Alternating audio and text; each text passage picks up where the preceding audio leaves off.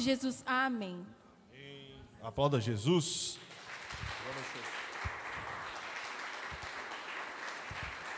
Glória a Deus. Bom, o tema que nós... você está com a sua revista, hoje a gente vai usar ela bastante. Não que os irmãos estão usando, mas... foi me dado, mais uma vez, a honra, o privilégio, a responsabilidade e tudo mais que você possa pensar de escrever uma lição, uma das lições da nossa revista dos 12 dias. Oi? Tá tudo bem? Então, beleza. Foi me dado esse privilégio e o tema que foi me proposto para escrever foi a 5ª lição, você pode abrir ela aí, que tem como tema a cadeia chamada mágoa. E o Senhor colocou, quando eu estava escrevendo e essa lição, o Senhor colocou algumas coisas no meu coração, e eu queria compartilhar com vocês de forma bem sucinta nesta manhã. E como eu tenho falado todos os começos de culto que tenho o privilégio de começar, nós precisamos, e eu tenho visto que o Senhor tem nos ajudado a resgatar a verdadeira essência do que é perdoar, a verdadeira essência do perdão, do que o que significa esse termo. E eu queria nessa manhã compartilhar com os irmãos o que a falta do perdão ou a mágoa causa no nosso coração. E o que Jesus fala a respeito disso, que na sua palavra, um dos sermões de Cristo, ele trata a respeito desse assunto, ele diz o que iria acontecer e nos dá soluções para vencermos a mágoa, a cadeia chamada mágoa. Amém? Amém? E eu queria ler o texto, base dessa lição, que é Mateus 24, versículo 10 ao 13. Eu queria ler com vocês, vamos ler todos juntos? 1, 2, 3. Neste tempo, muitos serão escandalizados e traídos, e uns aos outros se odiarão. 11. E surgirão muitos falsos profetas e enganarão a muitos. 12. E por se multiplicar a iniquidade, o amor de muitos esfriará. Amém? E o 13. Mas aquele que perseverar até o fim, esse serás. Aleluia. Vamos aplaudir o Senhor por essa palavra. Glórias a Deus. Obrigado, Jesus. Bom, como eu comentei isso ontem, eu gostaria de trazer a sua memória nos nossos dias. Talvez o termo perdão, ele tenha perdido um pouco o seu significado. Pois alguns de nós sim, outros não, mas eu acho que eu tenho visto, pelo menos na nossa comunidade, no nosso meio, isso acontece. Nós substituímos a palavra desculpa por perdão. Vou dar um exemplo. É que não tem um copo aqui, mas eu esbarro você, nós estamos no mesmo ambiente, eu esbarro em você. A palavra aqui é perdão, perdão. Nós usamos isso? Ou acontece uma situação do dia a dia, a gente fala, perdão, me perdoa, desculpa. E aí nós começamos a usar essa palavra, e é maravilhoso porque ela passou a fazer parte da nossa vida. Desde o dia que encontramos a Cristo Jesus, eu creio que nós recebemos e nós entendemos pela palavra do Senhor que nós recebemos o perdão maior de Cristo, e a partir daquele momento essa palavra passou a fazer parte do nosso vocabulário. Porém, como eu tenho falado, eu falo de terça-feira, disse isso ontem, quando nós repetimos muito algumas palavras, elas tendem a perder o seu significado, ou descolar o seu significado. Entende o que eu digo? Então, quando você repete muito algo, você, em vez de todas as vezes que falar, trazer à memória o significado daquela palavra, você associa ela a alguma coisa, não necessariamente ao seu significado, e passa a usar, como eu usei o exemplo ontem, a paz do Senhor.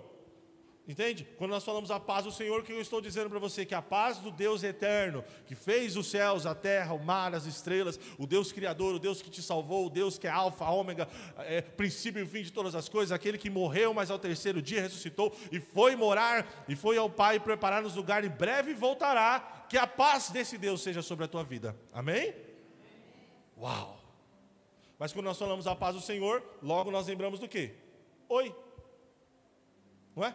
Quando nós nos encontramos aqui, a paz do Senhor, irmão, a sua mente associa logo. Aí ele está me cumprimentando. E aí, beleza? É o que o Denis falou ontem. Por que isso acontece? Quando nós cumprimentamos, e eu estou falando que eu faço isso às vezes, principalmente com o Leandro. O Leandro chega, a paz do Senhor, pastor. Eu falei, e aí, Lele, beleza? Aí depois meu Deus do céu, pera. Entende? Porque repetimos muito e o significado às vezes descola. E bem assim nós fazemos com perdão. Eu esbarrei em você. É a mesma coisa de pedir desculpa, mas quando nós olhamos para o seu verdadeiro significado, o perdão, ele vai muito além disso. Muito além disso. E porque nós repetimos muito, às vezes nós achamos que estamos perdoando, mas quando encontramos e olhamos para nosso coração e vida, falta-nos perdoar.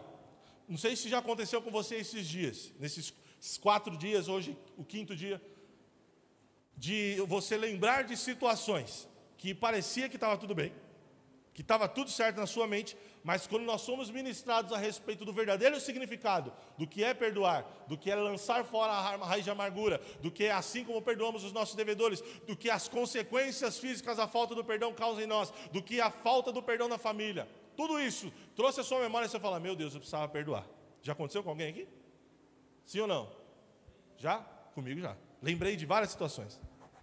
Lembra que o pastor foi ministrar no primeiro dia, o Anderson veio trazer a água para ele. O que o pastor fez quando ele perguntou, você está com ressentimento com alguém? Ele falou, não deixou levar água. Aí, quem que veio trazer água para o pastor? Eu vou orar pelo pastor depois, porque depois eu lembrei dos negócios. Está entendendo? Por quê? A gente volta ao significado. E a intenção e a ideia desses 12 dias é trazer de volta o significado do perdão para as nossas vidas. E aí preste atenção em algo. Por conta dessa falta do significado, nós vivemos uma vida de falta de perdão.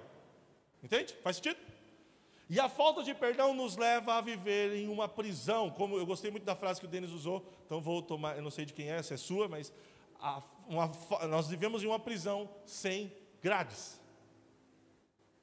Entende? É uma prisão onde nós não temos grade nenhuma, mas nós sabemos que estamos presos nela. A falta de perdão, a mágoa, o ressentimento, o excesso de amargura, o engano, o escândalo, a ofensa, o excesso disso nos torna e nos leva a viver em uma prisão sem grades. As mágoas, ressentimentos, tristezas, quando não tratadas, elas evoluem para algo que nós já ouvimos aqui, que é a raiz de amargura, que nos torna prisioneiros. Ainda não entrei na revista não, tá? Você que está procurando. Você pode ir anotando isso. Ou como dizem, e já falaram aqui, nós nos tornamos carcereiros com a chave da prisão na mão e prendemos as pessoas, aqueles que nos ofenderam, em prisões sem grades. E fica a pessoa presa e eu e você preso com a chave na mão, porque essa pessoa não pode escapar, ela me fez muito mal. Eu não perdoo, eu não deixo ela sair. E fica eu e você, e todo mundo, todos nós presos. E preste atenção em algo, perdão não é o mesmo que um simples pedido de desculpa, ou aquele famoso, esquece que passa. Sabe? Lá em casa tem um costume que eu não gosto muito, mas depois ela vai bater em mim, mas minha amada querida esposa, ela não gosta de tomar remédio. Tem mais alguém assim aqui? Não gosta. Como que resolve então, irmã? Como? Por exemplo, se está com dor de cabeça, o que a irmã faz para resolver? A irmã é o chá. Quem mais aí? O que você faz? O que você faz, meu amor? Dorme. Dorme que passa. Algumas resolvem, certo? Esses dias ela estava com a dor, não vou dormir, tinha que hibernar, né? Para resolver. Aí a hora que tomou um remedinho, fala, nossa, tá passando. Às vezes um remedinho é bom. Te amo, meu amor. Mas nós levamos às vezes a vida com relação ao perdão também assim. Esquece, deixa lá, vou dormir que passa. E aí nós vamos guardando, o recipiente. E é engraçado porque o recipiente que guarda a mágoa, ele é muito grande. Mas deixa eu te falar, ele não é infinito. Amém? Diz para o irmão e fala, o recipiente que você está guardando essa mágoa aí não é infinito não, tá bom? Uma hora você vai estourar. Perdão, eu estava ontem conversando com os irmãos e o Senhor me trouxe isso à memória, eu quis compartilhar. Perdão tem a ver com uma dívida. Quando há necessidade de perdoar, isso tem a ver com dívida. Entende? Quando nós somos ofendidos por alguém, ou ofendemos alguém, uma pessoa, nós adquirimos ali, ou realizamos, ou nasce ali uma dívida. Ali uma dívida é gerada. Dívida essa que precisa ser paga. Entende quando eu digo dívida? Então eu ofendi a irmã Célia, a partir daquele momento eu tenho uma dívida com ela, porque eu estou em falta com ela. Entende? Perdão tem a ver com dívida. E preste atenção em algo. Nós ofendemos gravemente a Deus. O homem lá no Éden ofendeu gravemente a Deus quando peca. E ali ele adquiriu uma dívida. Dívida essa impagável. Dívida essa que não tinha como ninguém pagar. Então quem pagou ela? Quem pagou a sua dívida? Pode falar. Quem foi? Glória a Deus. Aleluia.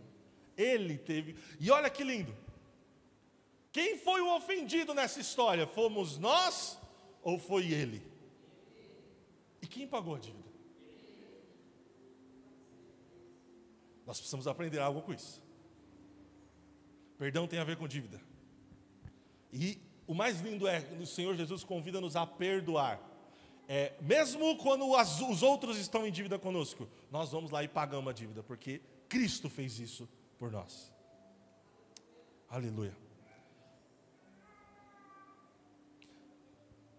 É Ele que nos convida a perdoar, pois perdoar é o mesmo que pagar a dívida daquele que devia a nós.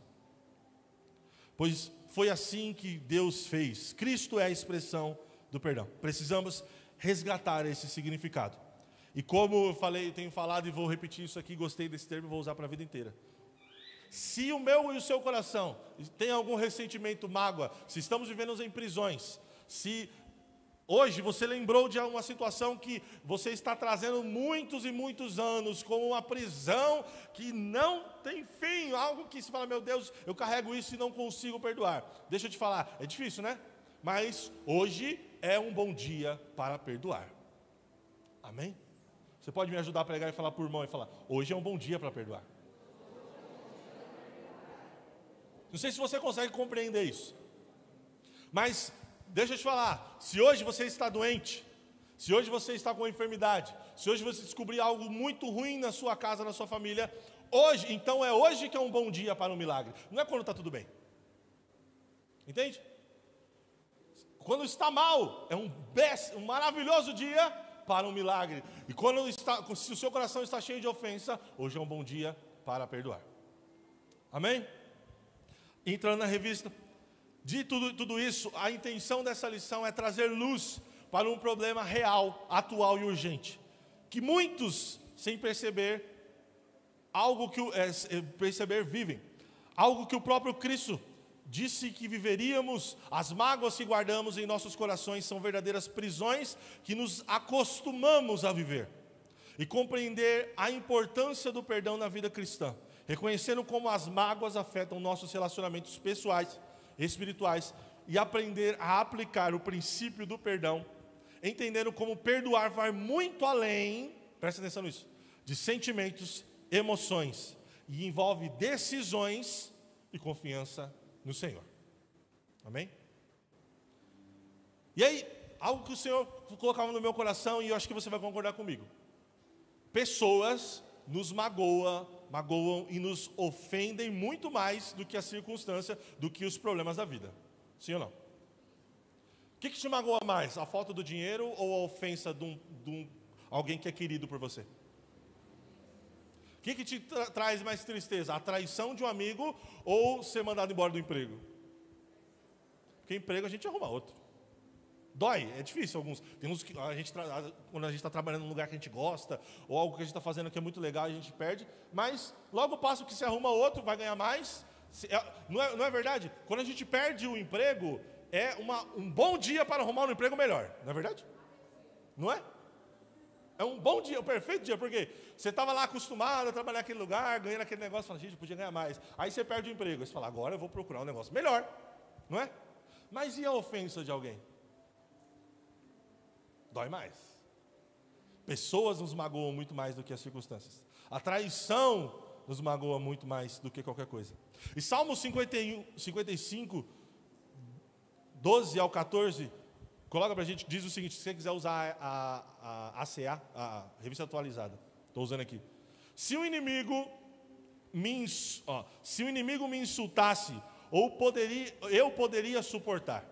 Se um adversário se levantasse contra mim, eu poderia defender-me. Mas logo você, meu colega, meu amigo, meu companheiro, meu amigo chegado, você com quem eu partilhava agradável comunhão, enquanto íamos com a multidão festiva para a casa de Deus. Já estava no 14 ali. Vou ler ali, ó. Vou ler para vocês que acompanham ali. Pois não era um inimigo que me afrontava, então eu teria suportado. Nem era o que me odiava, que se engrandecia contra mim. Mudou. Volta no 12 lá. Vamos ler de novo. É a revista atualizada, tá? Essa aí é a revista Corrigida e Fiel. É ARA. Entendeu? Deixa ela colocar lá. Vamos ler juntos? 1, 2, 3. Com efeito, eu suportaria.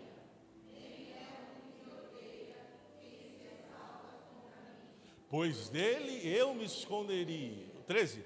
Mas és tu, homem, meu igual, meu companheiro e meu íntimo amigo. 14.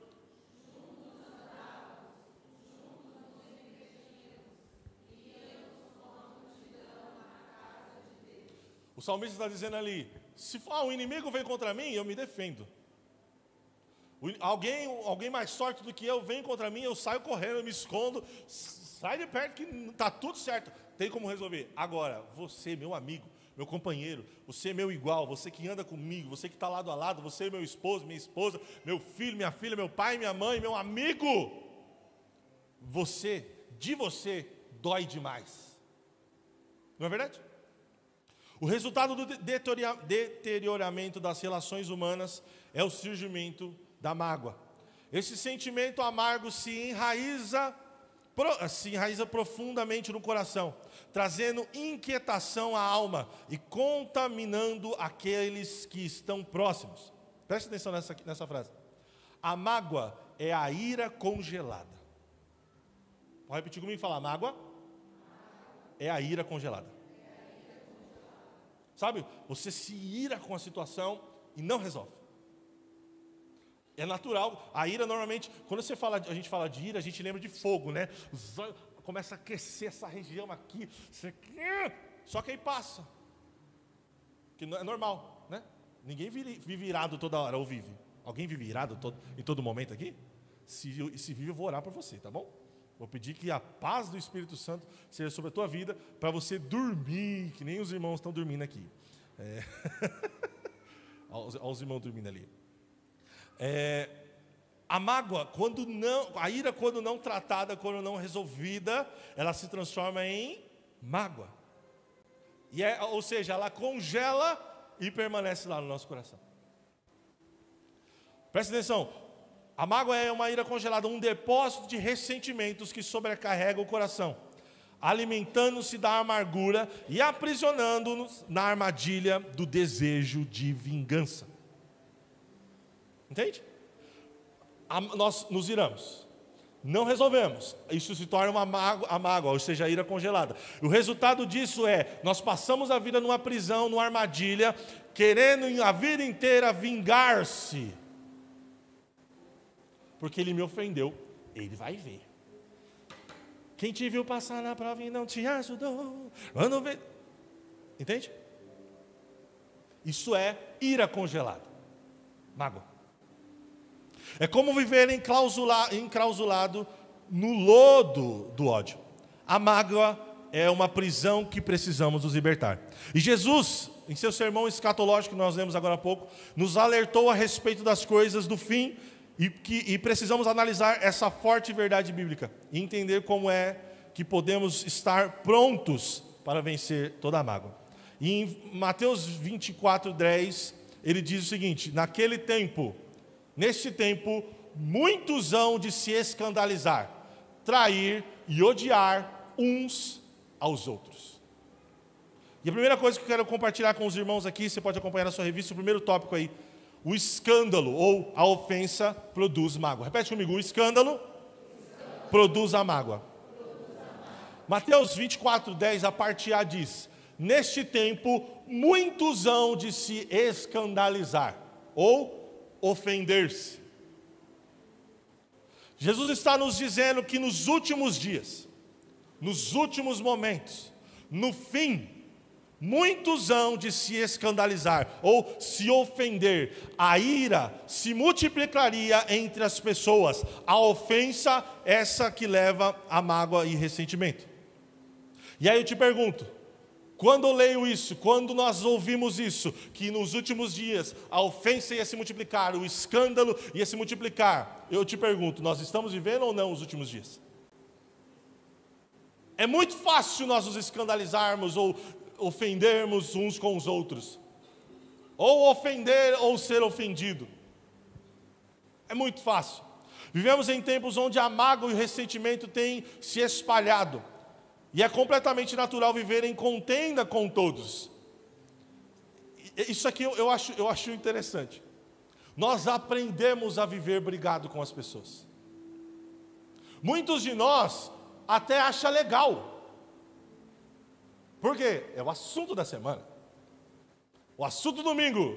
Vamos fritar o fulano lá que eu não gosto.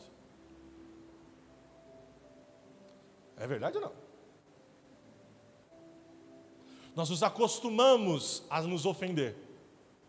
E aí, porque a gente está tão ofendido com as coisas, a gente vai se acostumando com essa vida. E Jesus disse que isso iria acontecer. E aí, olha que interessante, nós quando lemos esse texto que fala assim, nos últimos dias, muitos hão de se escandalizar. Logo vem à nossa mente, Jesus está falando dos não crentes, daqueles que não acreditam em Cristo, não é?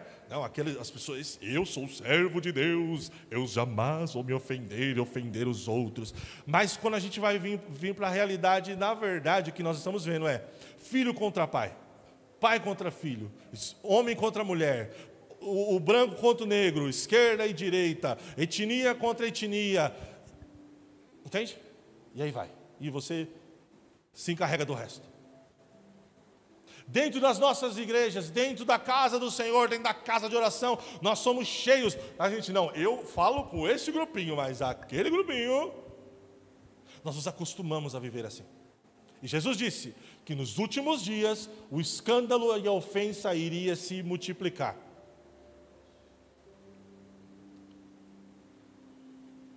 Observe, nós nos ofendemos com pessoas que estão perto de nós, pois as nossas expectativas em relação a elas são altas. Dificilmente eu e você nos magoamos com pessoas que não conhecemos, ou que não temos relacionamento, ou que não têm influência sobre nós. É verdade? Se você está no ônibus, você vai passar lá, hoje não tem mais cobrador, né? Então é um motorista. Você vai falar com o motorista, fala, motorista, posso, eu estou com um problema assim, vai. Você fica, nossa, que grosso. Mas aí você passa, ou se ele não deixa você subir, você fica até ressentido, mas o próximo ônibus passa, o outro motorista, muito bem, seja bem-vindo, entra aqui, senta dirige o ônibus, está tudo certo, não é? A caixa lá você vai no mercado, e no dia que você vai no mercado, não é a irmã Natália que está lá te atendendo, é uma outra pessoa, e te trata super mal. Você fala, nossa, que pessoa grossa. Não volto mais lá. Tudo bem. Não é verdade? Agora, quando é o seu irmão, a sua irmã, o seu pai, a sua mãe? Aí... Por quê? Nós nos ofendemos e nos magoamos com pessoas que nós temos expectativas altas. O que eu espero da minha esposa? O que você espera do seu esposo, da sua esposa? O que você espera do seu filho, da sua filha, do seu patrão, do seu funcionário, você que tem empresa? do seu pastor. Está aqui uma figura que nós nos ofendemos muito. Pastor. Por quê? Normalmente nós olhamos para o pastor e vemos nele a figura, às vezes, da figura paterna, ou a figura do amigo, a figura do confidente, o grande homem de Deus que vai levantar as mãos e orar por mim e eu vou ser curado. E aí, às vezes, o pastor fala alguma coisa que não está muito ok com aquilo que eu acho, aquilo me ofende, e o grau de ofensa é tão alto que eu, às vezes, até largo Jesus. Nós nos ofendemos com pessoas que nós temos expectativas altas. Nós precisamos olhar para isso. E Jesus disse que nos últimos dias nós iríamos nos escandalizar e nos ofender. Então ele não está falando de gente que eu não conheço. Ele está falando de dentro da nossa casa, dentro da nossa vida do dia a dia. E olha que interessante.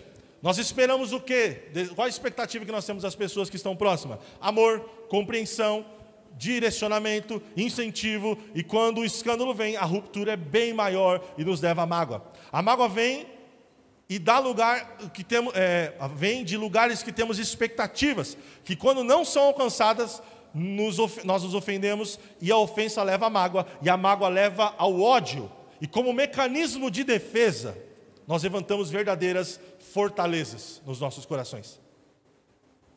Entende? Eu estou construindo algo aqui, vai acompanhando. Estou construindo uma casinha.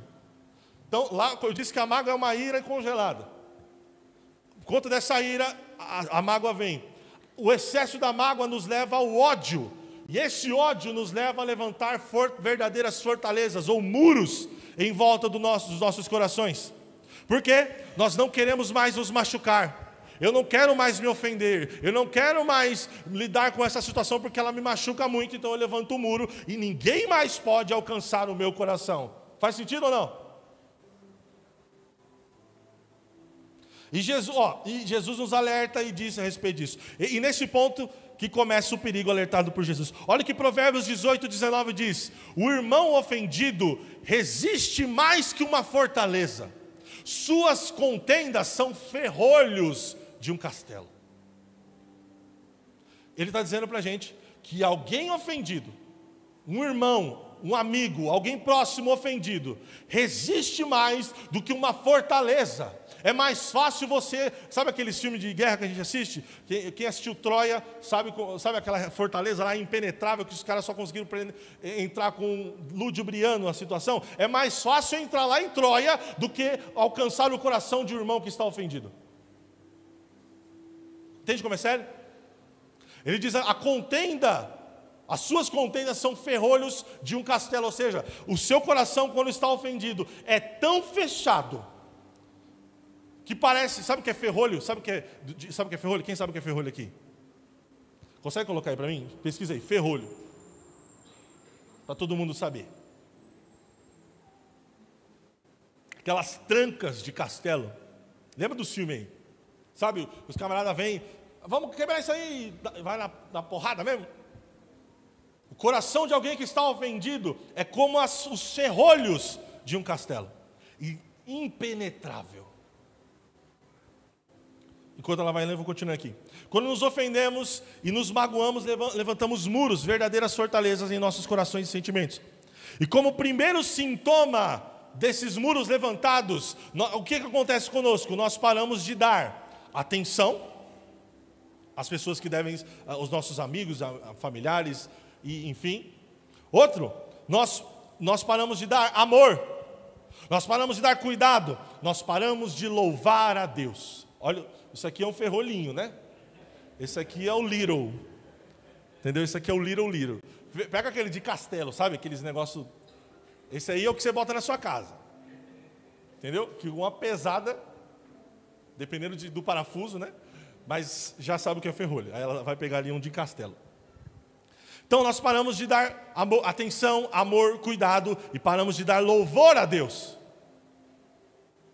Paramos de dar ações de graça e paramos de perdoar. Entende? A consequência, ira congelada se transforma em mágoa. A mágoa se torna em ira, em ódio. O ódio faz nós levantarmos muros nos nossos corações e a consequência disso paramos de dar atenção, amor, cuidado, carinho. Paramos de dar louvor a Deus. paramos de dar ações de graças e paramos de perdoar. E por conta dessas fortalezas, nós passamos a reter. Olha que interessante, nós antes dávamos amor, atenção, carinho, louvávamos a Deus, dávamos ações de graça, perdoávamos. Mas a partir do momento que nós mantemos a mágoa no nosso coração, agora fica bom, hein? Agora, esse ainda é um... Esse aí é aquele... É o pai daquele outro, entendeu? Tem um avô, mas não precisa, tá bom, mas vocês já entenderam o que é ferrolho, né? Pensa no avô, aquele grandão, aquelas toras gigantescas, que o pessoal precisa de 5 homens para colocar no portão. Essa daí é a pessoa que está começando a ficar magoada, entendeu? Ela bota esse ferrolhinho aí que dá para abrir ainda. Obrigado, gente.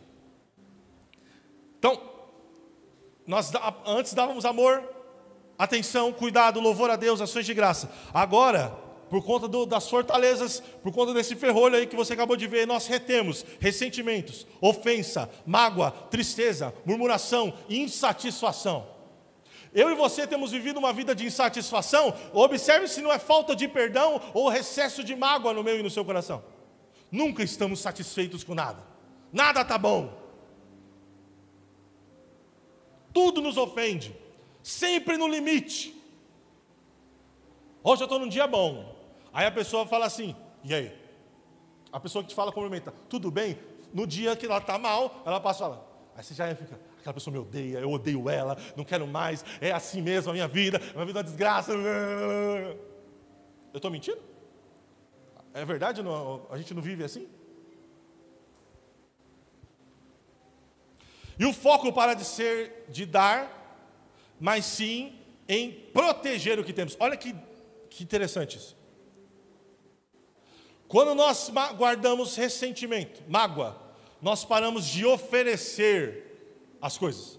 Paramos de dar amor, paramos de dar atenção, paramos de dar as coisas e passamos a reter. E olha aqui, vamos seguir aqui. Aquele que se nutre de mágoa não desfruta de paz, liberdade, alegria, amor, nem da comunhão com Deus.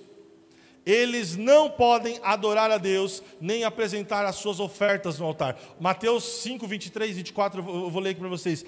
Portanto, se trouxerem a tua oferta ao altar, e aí te lembrares de que teu irmão tem alguma coisa contra ti, deixa ali, diante do altar, a tua oferta, e vai reconciliar-te primeiro com o teu irmão, e depois vem e apresenta a tua oferta.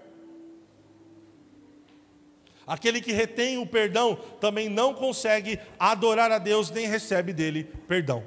Marcos 11, 26 diz, e quando estiverdes orando, se tendes alguma coisa contra alguém, perdoai, para que o vosso Pai Celeste vos perdoe as vossas ofensas. Mas se não perdoardes, também vosso Pai Celestial não vos perdoará as vossas ofensas. Está entendendo? Está conseguindo compreender? Quem está entendendo, diz amém? Está fazendo sentido? E quero rapidamente tomar um exemplo aqui dos mares, de 2 mares de Israel. Tem 2 mares que cercam Israel. Um é o mar da Galileia e o outro é o mar Morto. E eles têm uma diferença nos seus efeitos e na maneira como eles lidam com aquilo que eles recebem. Ambos são alimentados pelo Rio Jordão. O mar da Galileia pelo norte recebe as águas do Rio Jordão pelo norte e deságua elas no sul. Então ele recebe as águas do Rio Jordão pelo norte e passa pelo mar e ela deságua pelo sul. A água do Rio Jordão continua o seu caminho. E neste caminho, se você observa, a vida animal floresce, a flora, a fauna, é tudo certinho, porque o rio está seguindo o seu curso. Não retém nada. De graça recebei, de graça dá. Agora, tem o Mar Morto, que também recebe as águas do Rio Jordão. Só que diferente do Mar da Galileia, ele não deixa essa água embora. Ele retém. A água chega e empoça ali. E aí essa água evapora. E aquela água fica tão cheia, tão saturada de nutrientes, das substâncias que a água envolve, que ela se torna um veneno E não existe possibilidade de existir vida naquele mar. Entende? Por quê? Retém. Aí você vai ver a água extremamente salgada. O sal, o nível de sal, ele já passou várias e várias vezes do suportável para a vida existir ali. E bem assim somos nós.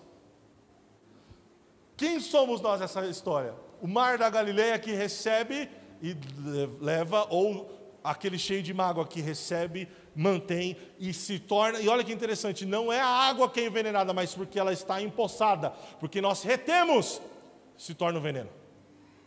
Quando nós retemos mágoa, essa água se torna veneno. E olha que interessante, quando nós retemos a mágoa, tudo que chega até nós, até as bênçãos, se tornam maldições. Fala para o irmão, me ajuda a pregar. Fala, irmão, não retém mais mágoa aí, pelo amor de Deus. Então, o primeiro ponto, a mágoa gera, a ofensa iria se multiplicar. Segundo, eu quero ser bem rápido. A parte B do versículo 24, coloca para mim, parte 24, 10.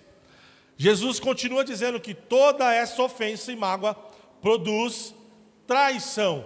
Depois da segunda vírgula, o que está dizendo? Vamos ler depois da segunda vírgula. 1, 2, 3. Neste tempo, muitos hão de se escandalizar, trair e odiar uns aos outros. Então Jesus disse que nós iremos escandalizar, a ofensa ia tomar conta. Segunda coisa, ele diz que a mágoa gera traição. Jesus, ele continua dizendo e diz, e traição uns aos outros. A pessoa magoada cria mecanismos de pensamentos e ideias de que o porquê se machucou, ela precisa se proteger e assim desenvolve padrões de pensamento para não se machucar. Ou seja, porque eu me machuquei, porque eu me magoei. Então a gente começa a produzir no nosso coração e nossa mente. Eu preciso produzir um mecanismo de defesa.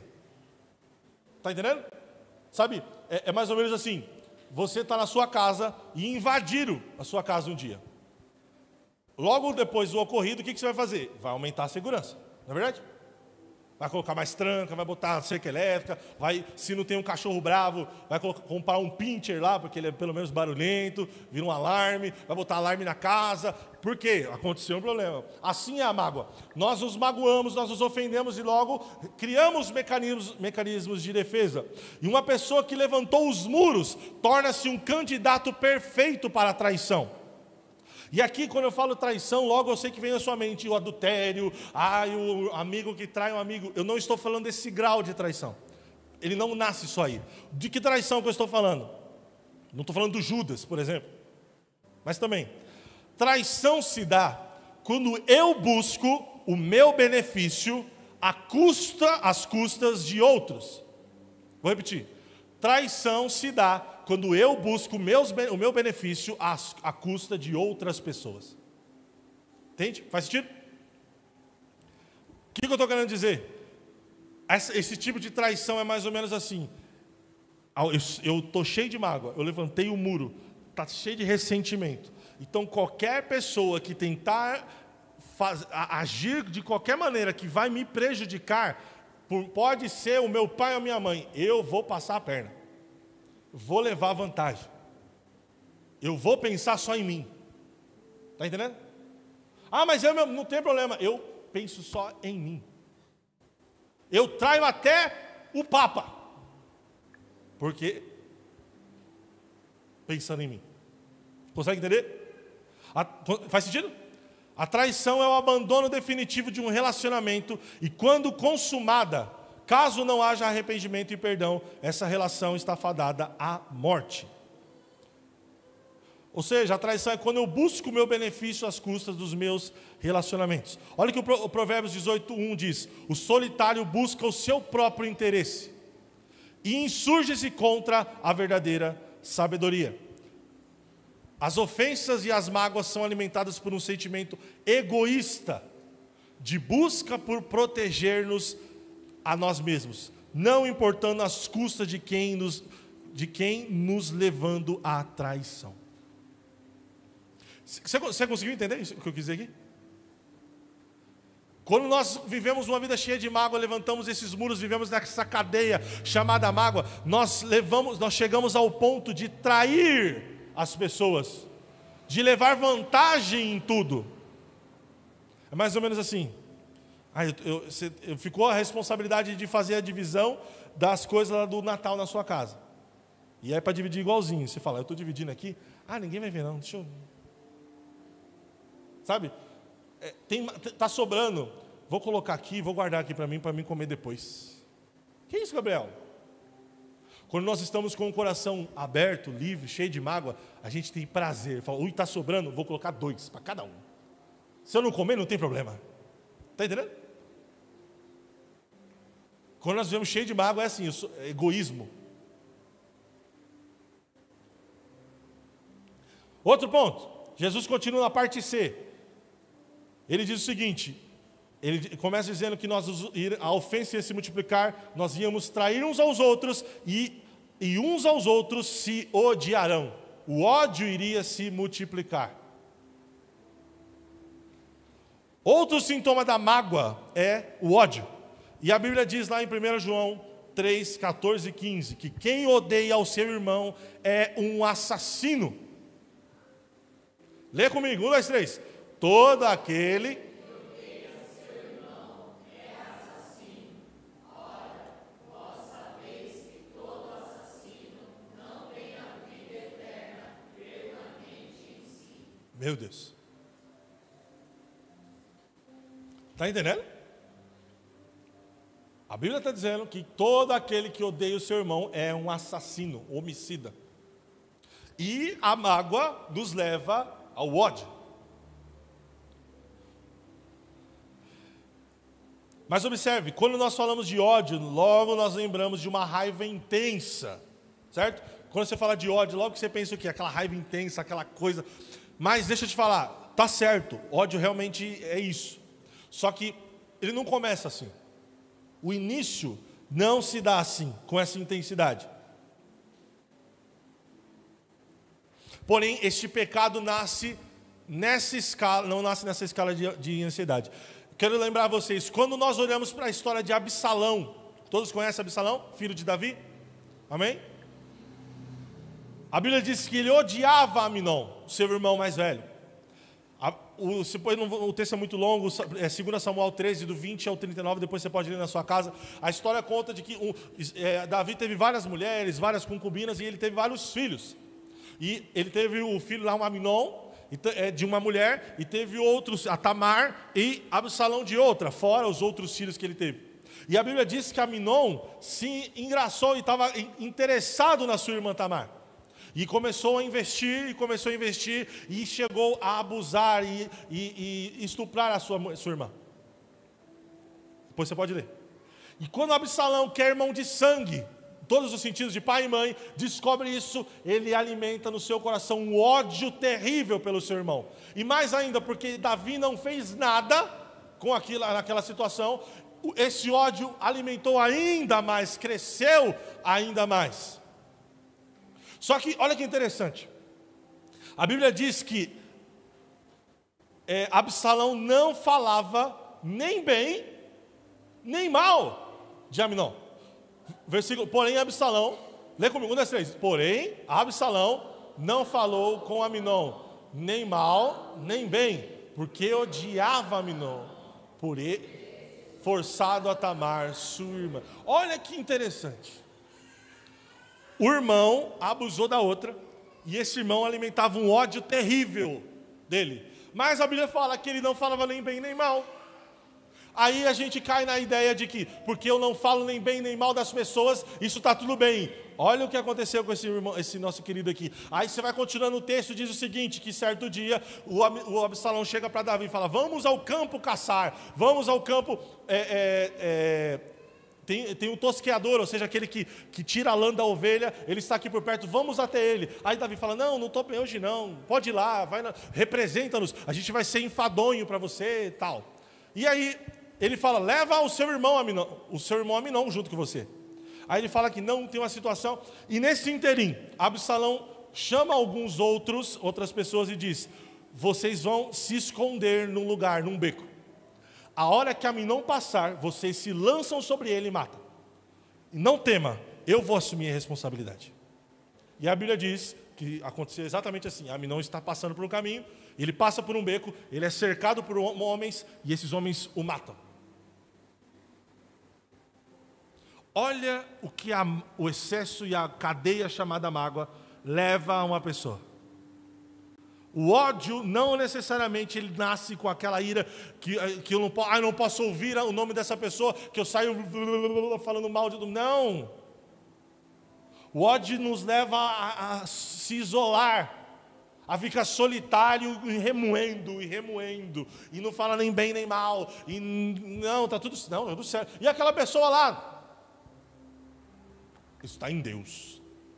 E quando nós menos esperamos, nós estamos, como a palavra diz, nos tornando assassinos, verdadeiros assassinos, pois odiamos uns aos outros. O ódio é a falta do amor. O ódio é causado pela falta do amor de Deus. O ódio não é visto por palavras e sentimentos simples.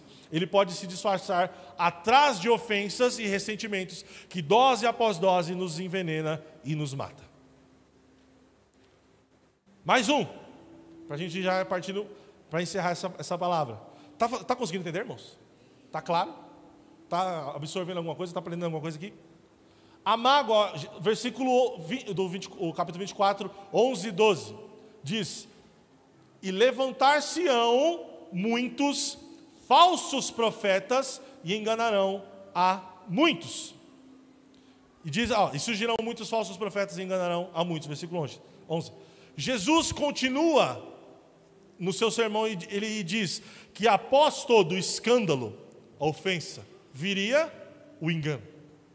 Depois do engano, depois da ofensa, o escândalo, a traição e o ódio, viria o engano. Quando seus discípulos pedem a ele: Senhor, nos dá um sinal da sua vinda. Jesus, quando é que o Senhor irá voltar? Jesus diz: tomem cuidado para que ninguém vos engane. Versículo 3 e 4 do capítulo 24. Você pode ler lá. Eles perguntam: Jesus, como se dá a sua vinda? Quais são os sinais? Ele diz: tomem cuidado para que ninguém vos engane. E aí ele continua lá no versículo 11 e diz que nos últimos dias nós seríamos enganados, o escândalo, a traição e o ódio iria se multiplicar. E muitos iriam ser enganados. Paulo diz em 2 Timóteo 3:13 que nos últimos dias os homens maus vão enganar os outros e a si mesmo. Uma pessoa aprisionada pela mágoa engana a si mesmo. Entende? E é facilmente enganada. O que Jesus estava nos alertando é que a mágoa é um terreno propício para o engano. E o grande problema do engano é que achamos estar andando na direção certa quando estamos completamente enganados. Você, pai e mãe, me ajuda aqui. Você que tem um filho mais velho. Seu filho começa a se interessar por alguém que você fala: meu Deus, este caminho não é bom. Meu Deus, ou falo de interessar, ou se interessar por caminhos, coisas, situações, pessoas, não necessariamente homem e mulher. Meu Deus, esse caminho não é um caminho bom, ele está andando enganado. Mas aí você vai falar com essa criança, esse jovem, o que ele fala? Eu sei, eu sou o dono da minha vida, está tudo certo. É ou não é? Andando num caminho de engano. E se você for, pode procurar.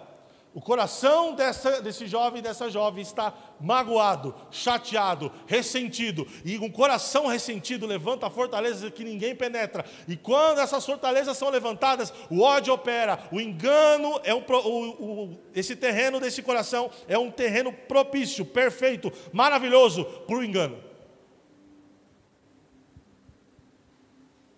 Consegue entender? Faz sentido? Jesus disse isso. E ele continua, vamos lá. Outro texto, Mateus 7,15, Jesus diz o seguinte: acautelai-vos porém, dos falsos profetas, que vêm até vós vestidos como ovelhas, mas interiormente são lobos devoradores. Jesus chama a atenção aos falsos profetas, chama esses falsos profetas de lobos em pele de cordeiro. E quando paramos para analisar a maneira que os lobos caçam, não sei se você já fez isso, sabe como que lobo caça? Sabe? Alguém sabe? Em bando. Primeira coisa, ele caça em bando. Mas a primeira coisa que ele faz é cercar a vítima e tentar isolá-la do seu bando. Está entendendo? Está todo mundo aqui, as ovelhinhas.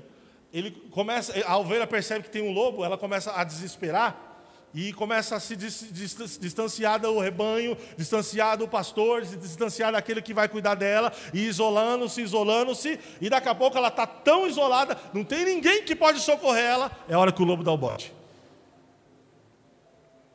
Está entendendo? E Jesus disse que nos últimos dias o engano iria se multiplicar também. Por conta da vida cheia de mágoa, o nosso coração está propício a se isolar. E esse isolamento é um terreno maravilhoso para nós sermos abocanhados pelo diabo e suas armadilhas. Você está entendendo? A mágoa faz com que eu e você nos isolemos. Não permitamos que ninguém mais entre no nosso coração, porque eu estou magoado. Ninguém pode entrar nesse coração, então eu vou me isolar. E preste atenção, presa isolada é presa fácil. E aí depois nós nos perguntamos, meu Deus, por que está acontecendo isso comigo? Parece que o diabo bate na minha cara, que eu não consigo nem fazer nada. Lógico, nós vivemos isolados. Escolhemos viver distante.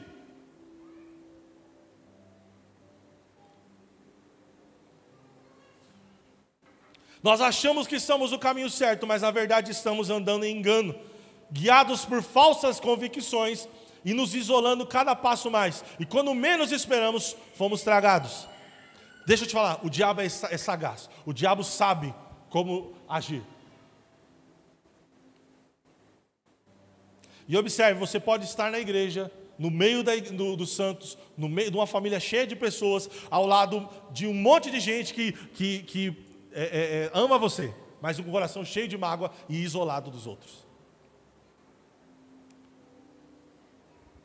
Versículo 12, a mágoa faz o amor se esfriar. Versículo 12 diz, e por se multiplicar a iniquidade, o que esfriaria? O amor. Jesus é claro quando diz que nos últimos dias, por causa de um engano massivo, o aprisionamento causado por mágoas e dissensões resultará em um esfriamento do amor de Deus no coração de muitos. Você está entendendo como é uma construção? Tudo começou lá quando você se irou e não resolveu. Isso congelou, virou mágoa. A mágoa levou ao engano, ou ao escândalo. O escândalo leva à traição, a traição leva ao ódio. O ódio leva a gente andar, levantar fortalezas. Essas fortalezas nos deixam cego e a gente cai no engano. E esse engano nos leva a se tornar presas fáceis. E por conta do isolamento, por conta desse isolamento, o amor de Deus se esfria no meio e no seu coração.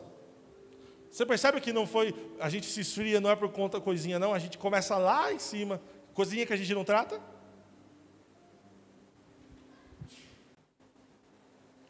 Observe que Jesus não diz que é a falta do jejum e da oração que causa esfriamento do amor. É a falta do evangelismo, né, Cris? Está faltando evangelizar, que aí o amor vai parar de esfriar. Não. Jesus está dizendo que a mágoa, a ofensa, o escândalo, o ódio nos leva à falta de amor. O amor se esfriar. E aí ele está dizendo que a iniquidade, ou seja, o amor ao pecado, nós isolados, presta atenção, quando você se isola da comunidade, o que acontece? Você começa a andar em caminhos que está tudo, não, meu corpo e minhas regras. Eu sei o que eu faço na minha vida, tá bom? Ninguém tem nada a ver com a minha vida. O que você pensa que você é para falar de mim? Quem você acha? Quem aquele fulano acha que é para falar o meu respeito? Eu não preciso de ninguém. Eu sou mais eu. Tudo sintoma de isolamento. E esse isolamento nos leva a tomar decisões erradíssimas. E daqui a pouco a gente está pecando e criando prazer no pecado. E quando esse prazer chega a falta de amor. Amém? Faz sentido ou não? E como solução a isso, dessa cadeia, eu encerro. O perdão é a chave que liberta as nossas vidas. Você pode dar glória a Deus?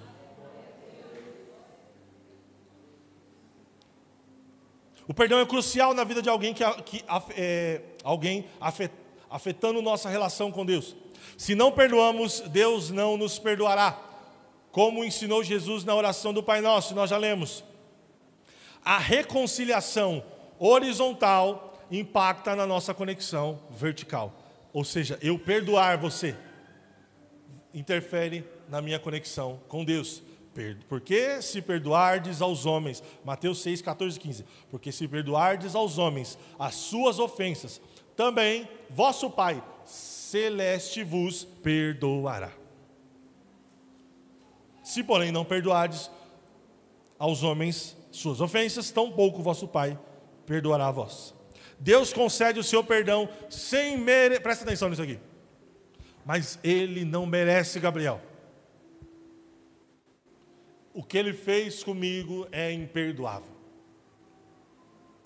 Gabriel, aquilo que aquela pessoa falou para mim, não tem como perdoar. Ela não merece. Realmente. Ela não merece.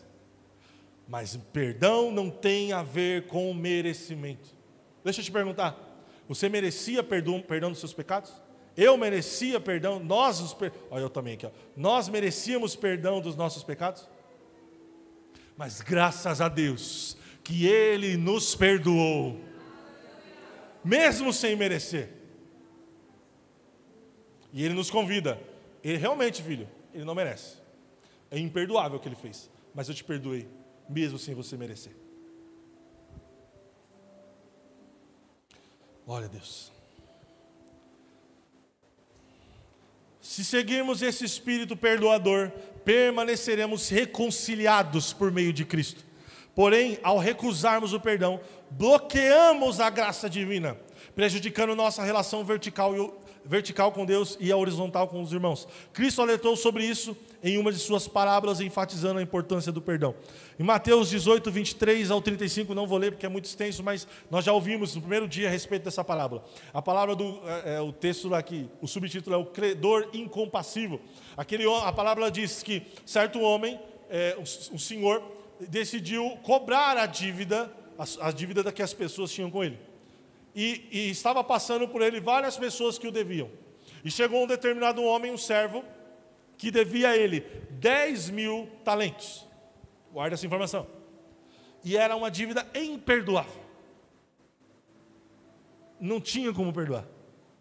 Como nós falamos aqui, 10.000 talentos significa, vamos dizer assim, era o mesmo que 200.000 anos de trabalho. Ou 1.324 trilhões de reais. É isso, essa era a dívida daquele rapaz. Só para você entender a dimensão. Aí ele vai diante dele e o Senhor fala assim: me paga ou vai para a prisão. Era a lei naquela época. E aí ele não tem como pagar, e ele manda ele para a prisão, e ele se joga aos pés daquele senhor e diz: me perdoa, eu vou pagar, me dê chances, eu vou dar um jeito de pagar você. E aquela atitude que aquele homem teve de pedir misericórdia moveu o coração do Senhor e disse: eu perdoo você, a sua dívida está perdoada, pode ir. Uau! Eu imagino que aquele homem saiu todo feliz. E aí a parábola diz que ele está andando pelo caminho, e no seu caminho atravessa um homem, um conservo seu, um companheiro seu, que também devia a ele, mas devia 100 denários, para trazer para os nossos dias. O denário era o pagamento de um dia de trabalho, então era o mesmo que 100 dias trabalhados. Uma dívida bem mais pagável, não é verdade? Ou se a gente fosse calcular nos nossos dias, é algo em torno de 15 mil reais. O outro devia 1.324 trilhões. O outro devia 15 mil. Então, dá para pagar. Quem deve mais de 15 mil aqui? Os irmãos nem falam. Hein? É dívida, irmão, não é dinheiro guardado, não. Quem tem mais de 15 mil guardado aí? Amém? Preciso emprestado. Se alguém quiser me emprestar, pago daqui uns meses. Brincadeira, brincando, misericórdia. Eu falando essas coisas, gravando ali. Desculpa, irmãos, estão em casa. Aí, diz o seguinte, que ele encontra esse homem que devia 100 denários para ele. E na hora que ele vê, ele pega esse homem, estrangula ele e começa, paga o que você me deve, paga o que você me deve. E aquele homem fala, não tenho como te pagar, e tal, então lança ele na prisão. Ele fala, ele faz a mesma coisa, tem misericórdia de mim, eu vou dar um jeito de pagar você. Ele fala, não, vai para a prisão. E aí diz que as pessoas em volta vendo aquela situação, falam, meu Deus, e vão até o senhor sabe, e diz para ele, o senhor está sabendo o que está acontecendo? Sabe o João lá que o senhor perdoou a dívida impagável, lá, 10 mil talentos? Então, ele encontrou o Joaquim lá no meio da rua, que devia ele 100 denários e mandou ele para a prisão. Ele, como assim? E aí a palavra diz que esse senhor vai até esse homem, o João lá, fala, por que é que você não fez com ele o mesmo que eu fiz com você? E aí, tem aquela imbróglio, e ele fala, já que você agiu dessa forma, a sua dívida não está mais perdoada. E jogou na cadeia até o que ele pagasse a sua dívida. Essa é a parábola. E aí, bem assim vivemos nós. Claramente nós entendemos que o Senhor, na parábola, representa o próprio Deus. E o primeiro homem somos nós, que temos uma dívida e adquirimos uma dívida impagável com o Senhor por conta dos nossos pecados. E fomos perdoados de graça. A nossa dívida foi paga na cruz do Calvário, glória a Deus. Mas nós criamos o costume de não perdoar as pessoas que, por muito menos, adquiriram dívidas contra nós. Sigamos o exemplo de Cristo. Como deve ser o perdão? Pergunta para o irmão, fala, como deve ser o perdão? Eu estou encerrando. Qual a natureza do perdão? Aí, outra pergunta, aí não precisa perguntar para ele não. É necessário que alguém peça ou mereça perdão para recebê-lo? Não. Devemos perdoar da mesma maneira que Deus nos perdoou gratuitamente. Efésios 4:32. Antes, sede uns para com os outros benignos, compassivos, perdoando-vos uns aos outros, como também Deus em Cristo vos perdoou. A Bíblia nos ensina que o nosso perdão é reconciliação com os outros, deve espelhar o exemplo de Deus em Jesus para conosco. Portanto, não é uma questão de merecimento, pois assim como não merecemos o perdão de Deus, nossos ofensores também não precisam merecê-lo. O perdão é um ato de misericórdia e compaixão, desvinculado do merecimento. O apóstolo Paulo ensinou aos Efésios que o perdão brota de um coração compassivo, benigno, não dependendo do comportamento do ofensor. Está entendendo? O perdão nasce no coração de alguém que é benigno, que tem Cristo no seu coração, e não depende daquele que te ofendeu.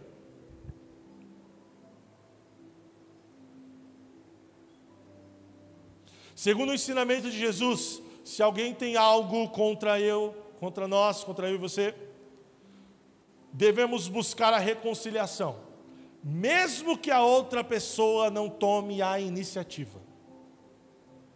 Assim como Deus ofereceu o perdão incondicional, independente do nosso comportamento, Ele serve como exemplo para nós. E para encerrarmos, perdão não tem nada a ver com sentimentos. Deixa eu te falar. Nós confundimos e achamos que perdoar é um sentimento. Eu estou emocionado hoje, então eu vou perdoar. Eu senti, na hora do louvor, o Samuel tocou uma nota lá, que rupiou aqui assim, falou, agora eu vou liberar o perdão. Não tem nada a ver. O perdão é uma escolha, é um ato de fé. Não um mero sentimento, não é motivado por emoções, mas sim por uma decisão racional. Ele não ocorre naturalmente, mas é gerado no coração ao considerar o que Deus fez e a sua ordem de perdoar. Presta atenção nisso aqui. Lembrar das consequências da falta de perdão fortalece a razão sobre a emoção. Quando nós lembramos a consequência da falta de perdão, ontem nós ouvimos, as consequências físicas, isso por si só já traz a nossa memória e nos incentiva a perdoar. E Jesus ensinava aos seus discípulos acerca do perdão, quando foi interrompido por um pedido bem peculiar, um tanto quanto peculiar. Lucas 17, 3, 5, eu quero ler com vocês. Você pode ler comigo? 1, 2, 3.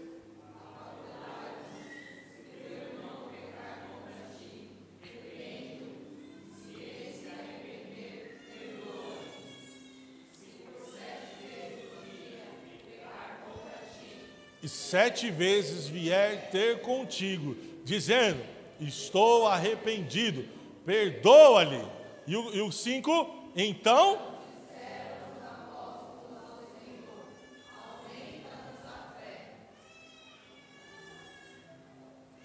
Oi? Entende? Jesus estava ensinando, se alguém vier contra você e falar assim para você, te ofender, e chegar para você, me perdoa, arrependido, você perdoa. Aí ele vai e ofende de novo. Aí essa pessoa volta e pede perdão. Você pede desculpa de novo. Aí ele diz, se até 70 vezes a pessoa te ofender e voltar com o coração arrependido, perdoa ela. É isso que Jesus estava ensinando. Aí do nada, os discípulos vêm e dizem aqui, então disseram a Jesus os apóstolos, Senhor, aumenta-nos a fé. O que tem a ver uma coisa com a outra? Jesus está falando de perdão. Os camaradas vai, Deus, Senhor, aumenta a minha fé.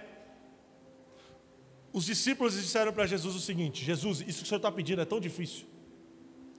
Aumenta a minha fé. Eu preciso de mais fé para fazer isso. É muita dívida, Senhor. É muita ofensa, Senhor. Aumenta a minha fé.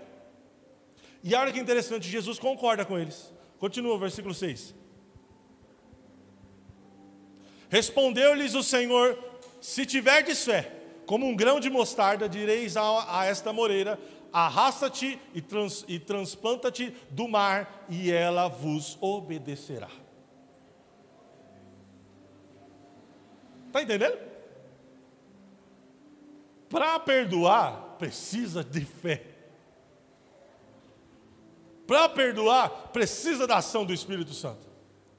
Por que é tão difícil perdoar? Porque nós não acrescentamos fé, não buscamos ao Senhor, não estamos diante dEle, não colocamos a nossa vida diante do altar, não buscamos aumentar a nossa fé, porque aí o que Jesus está dizendo, se você tiver fé do tamanho do grão de mostarda aqui, e Ele não está dizendo que a fé é o tamanho do grão de mostarda, Ele está dizendo o seguinte para a gente, a fé é do tamanho de uma semente, de uma planta, de uma árvore que ela planta, quando plantada ela cresce rapidamente.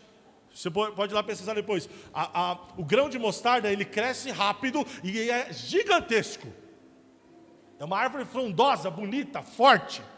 Cresce rápido. Ele está dizendo, se você tiver fé e plantar essa semente do grão de mostarda no seu coração, que é uma terra boa, ela vai crescer, essa semente vai ser plantada, ela vai crescer rapidamente, e você vai mandar a amoreira, ou outras traduções, um monte, sair daqui e ir para lá, e ele vai. E aí ele está dizendo para você, se você tem fé, você vai mandar até um monte, então perdoar vai ser fichinha. Está entendendo? Busque fé. Busque ao Senhor. Pois é só com fé, com mais fé, que é possível perdoar. Então não tem nada a ver com emoção, meu irmão. Não tem nada a ver com sentimento, meu irmão. Mas sim com fé. Amém?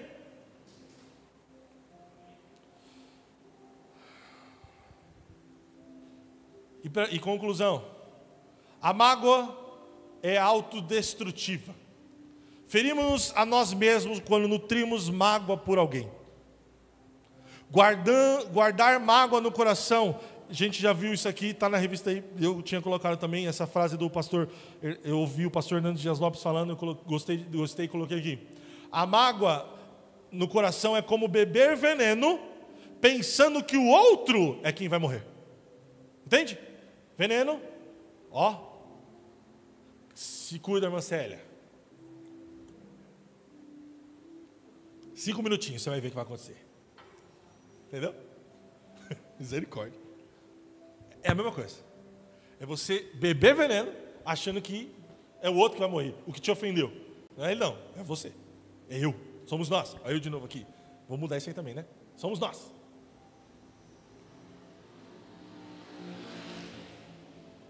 Quem vive nessa masmorra, adoecendo emocionalmente, física e espiritualmente. O perdão é a chave que nos livra da ofensa, da mágoa que produz o ódio e a traição que nos leva até o engano, tornando-nos presas fáceis pelo isolamento. O perdão nos traz de volta à comunhão. O perdão é o remédio que cura a infecção da amargura, limpa e traz de volta para o aprisco, como ovelhas de um pastor que nos amou e perdoou primeiro. Aleluia! Aprender a perdoar é um ato de obediência a Jesus. Aprender a perdoar é abrir o caminho para a cura e a restauração. E rapidamente quero encerrar, fique sobre os seus pés para parecer que está acabando. Pode ficar aí, pé. Para a gente orar. Eu disse que eu compartilhar algo com vocês, eu quero, para nós orarmos. Eu tive uma experiência, hoje eu estou com 30, há uns 14 anos atrás, 13 anos atrás. Ontem, quando os irmãos estavam compartilhando aqui, uma das irmãs ministrou e eu trouxe a memória. Na minha juventude, eu fui um jovem que... Eu nunca fui daqueles camaradas que... eu sou... aprontar. Nunca fui. Sempre tive muito medo das coisas. A consequência das coisas. Mas eu tive um problema. Eu não cuidei do meu coração. E entreguei o meu coração a muita gente. E aí eu não falo, saio namorando. Não, nunca fui também de namorar. Minha primeira namorada e única é a minha esposa. Foi a primeira. Mas gostei de muita gente. Entreguei meu coração a muita gente. E aconteceu uma situação, alguns irmãos sabem de que eu estou falando aqui, que entreguei meu coração de verdade a uma moça. E ela disse que também gostava de mim. E aconteceu uma situação no interim de uma traição. Por mais que a gente não tinha um relacionamento oficialmente assim, ou é oficial que fala, né? Ou posso usar outra expressão? Oi? É oficial, né? Nós estávamos quase apalavrados, sabe aquele negócio? Meu coração é seu, o seu é meu, nós vamos viver o nosso amor na eternidade. 16 anos isso aí, irmãos. E houve uma traição. E eu lembro que o dia que eu descobri, meu pai e minha mãe me contou, meu coração, eu gostava demais dessa menina. E todo o amor que eu tinha se transformou num ódio massivo. Sabe? Quando a traição, todo o sentimento bom se transformou num sentimento ruim. E eu lembro que minha mãe fala, e não sei se o Israel e a Rebeca, o Samuel lembram. Vocês lembram disso, desse dia? Do dia que... Eu lembro que eu dei um murro na mesa, a gente estava comendo pizza naquele dia, alguma coisa assim. Estava comendo pizza, né? Que pecado. Eu dei um murro na mesa e diz eles que saiu um odor forte de mim, horrível. De tanto ódio. Porque eu gostava demais dela. E depois daquilo, aquilo foi alimentando o meu coração, mas só que eu nunca fui então vou lá, pegar uma peixeira, uma arma, matar todo mundo. Não, guardei. E aí eu lembro que naqueles dias, nós estávamos também, um pouco depois, na campanha dos 12 dias, a moça ainda continuou frequentando a igreja, e um dia veio uma amiga da família aqui, que não sabia da história, e profetizou na minha vida, literalmente, virou para mim e falou: você está passando por uma situação assim, assim, assim, e Deus vai enviar de outro lugar, de onde você não imagina, a sua prometida. E realmente veio de fora. Glória a Deus. Te amo. E aquele dia, aquilo não me fez bem. Porque a hora que eu ouvi aquilo, o que o meu coração disse? Está vendo? Você vai ver. porque o meu coração estava cheio de ódio. E aí, lembra que eu falei lá no começo da mensagem, aquele negócio, esquece que passa? Foi isso que eu fiz. Não, deixa para lá. Aí depois daquele dia a moça não veio mais à igreja, parou de frequentar, sumiu. Eu lembro que um dia eu estava compartilhando ontem com a Laina. Eu achei que estava tudo bem, eu a vi na rua. Finalmente eu vou contar, e se ela estiver ouvindo, Deus abençoe sua vida, já se resolveu, tá? Eu lembro que vi ela e aquilo cortou meu coração. Eu comecei a me odiar, porque eu ainda tinha o sentimento por alguém que eu odiava. E eu lembro, eu estava compartilhando ontem com a Lena, nunca falei desse jeito para ninguém, só com ela ontem, estou compartilhando com vocês hoje. Irmãos, eu não lembro de como era a minha vida nesse período. Não lembro. Tem um branco. Eu lembro de antes, lembro da escola, lembro o que eu fazia na escola, lembro depois. Mas não lembro desse período. E eu lembro que, para mim, eu achava que estava tudo bem. E aí teve um tempo aqui na igreja que nós começamos a falar sobre perdão e liberar perdão. E aí, eu lembro que a irmã Natália, a gente foi compartilhar e eu abri o coração para ela. E depois daquele dia eu percebi que o meu coração, o que estava acontecendo, que eu estava alimentando e vivendo com ódio no coração, e aquilo me fez me isolar, me fez me tornar alguém bem introspectivo, tímido, e aquela coisa, com todo mundo. Mas depois daquele dia começou um processo de perdão no meu coração. Porque eu liberei, falei, coloquei para fora e disse que eu odiava mesmo. E o sentimento, eu me odiava e odiava a pessoa, porque eu ainda sentia coisas por ela, mas ela fez aquilo comigo e tal. E aquilo corroía o meu coração, aquilo não permitia que eu vivesse. Eu literalmente estava vivendo uma prisão. E aí, depois daquilo, houve, de certa forma, uma libertação no meu coração, liberei. Só que, olha que interessante, toda vez que havia, meu coração ainda ficava assim. Não era mais o ódio, mas conheci a Laina. Lembro que um dia, a Laina eu vou ser rápido aqui, vou terminar para a gente ir para casa, para a gente ter aquele momento. Eu lembro que um dia a Laina contou para mim, mandou uma mensagem. Nossa, eu encontrei um amigo meu no ônibus. E a gente veio conversando. Nossa, eu gosto tanto, eu acho ele tão fofinho. Irmãos.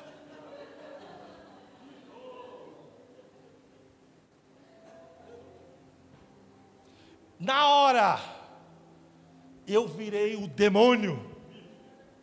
O demônio. E tal, falei um monte de coisa. Acho que no outro dia, não sei se foi pessoalmente ou acho que foi uma mensagem. Ela disse assim: presta atenção. Eu não sou a fulana. Aquilo, eu parei. Aquilo entrou no meu coração com uma porrada, um soco na cara. Eu falei, pera, tem uma coisa errada. Preciso resolver isso aí. Se eu não resolvo isso, irmão, e vou para o casamento assim.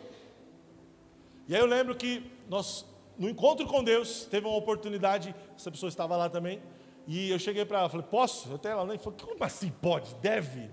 E a gente conversou, resolveu, ela pediu perdão, eu pedi perdão para ela, por toda a mágoa e ressentimento, ficou tudo resolvido. Para você ter ideia, a pessoa estava no meu casamento. Glória a Deus. Eu contei essa história para dizer para você, nós temos que tomar cuidado com a cadeia que nós vivemos. Não, mas essa pessoa não faz parte da minha vida, mas se aquele sentimento bom que você tinha a respeito dela se tornou um sentimento ruim, tem mágoa aí, tem coisa para resolver.